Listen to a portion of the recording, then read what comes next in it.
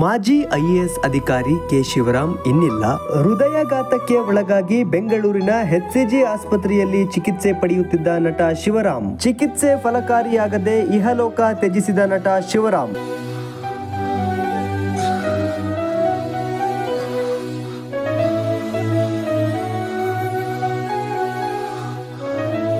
ನಿವೃತ್ತ ಐಎಎಸ್ ಅಧಿಕಾರಿ ಕೆ ಶಿವರಾಮ್ ನಿಧನರಾಗಿದ್ದಾರೆ. ಇತ್ತೀಚೆಗೆ ಹೃದಯಾಘಾತಕ್ಕೆ ಒಳಗಾಗಿದ್ದ ಅವರನ್ನು ಬೆಂಗಳೂರಿನ HCG ಆಸ್ಪತ್ರೆಗೆ ದಾಖಲಿಸಲಾಗಿತ್ತು.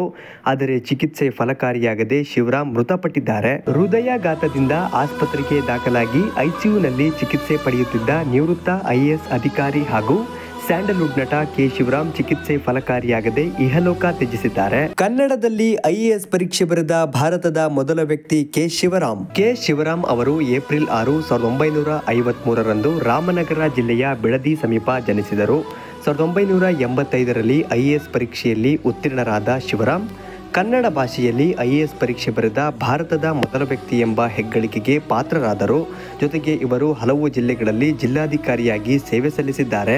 1993ರಲ್ಲಿ ತೆರೆಗೆ ಬಂದ ನಾಗತಿಹಳ್ಳಿ ಚಂದ್ರಶೇಖರ್ ನಿರ್ದೇಶನದ ಬಾನಲ್ಲೆ ಮಧುಚಂದ್ರಕ್ಕೆ ಚಿತ್ರದ ಮೂಲಕ ಸ್ಯಾಂಡಲ್ವುಡ್ ಪ್ರವೇಶಿಸಿದ ಕೆ ಶಿವರಾಮ್ ವಸಂತ ಕಾವ್ಯ, ಸಾಂಗ್ಲಿಯಾನ ಭಾಗತ್ರಿ, ಪ್ರತಿಭಟನೆ, ಯಾರಿಗೆ ಬೇಡ ಚಿತ್ರಗಳಲ್ಲಿ ನಟಿಸಿದ್ದಾರೆ.